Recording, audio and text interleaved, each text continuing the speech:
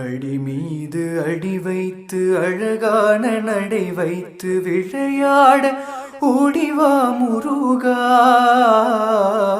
என்னோடு சேரவா முருகா.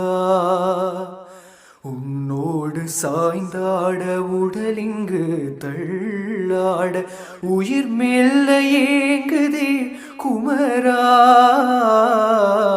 உன்னை காணும் ஆசைதான் குறைவா.